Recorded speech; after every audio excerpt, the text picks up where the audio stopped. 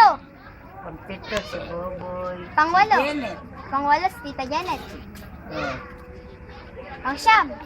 Pang-siyam. Iba yun yung interview. Kamusta naman yun? Kamusta naman yung buhay niyo po ngayon? Di mabuti at ayos. Maayos at buhay pa rin.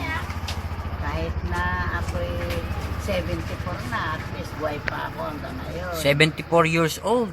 Yes. Sasabihin ko. Kaya niyo pa po bang magurong? Ba, Magawa kaya. ng bahay? Oo. Ano po ba yung nagpapasaya sa inyo? Kayong mga apo ko. Masaya po ba kayo sila yung mga anak niya? Eh, yung lolo niya. Siyempre. Sabihin mo, di ba namimiss niyo yung lolo niyo? Ganun. Namimiss niyo po ba si Lolo? Abay, siyempre naman. Gano'n niyo po siya kamahal? Ay, hanggang langit. Kaya susunod na ako sa kanya. Ay, wag naman.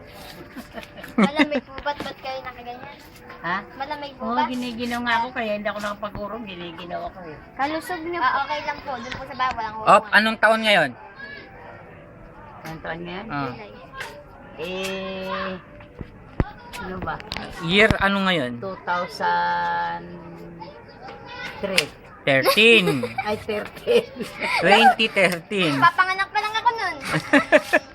Tapos hindi ako Binalik niyo naman kayo. Binalik niyo sa may panahon na hapon.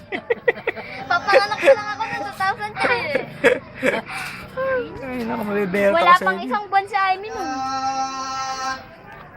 Ayan si nanay nung Ano ba? July 30, 2013. Okay, bye-bye. May kami sasabihin.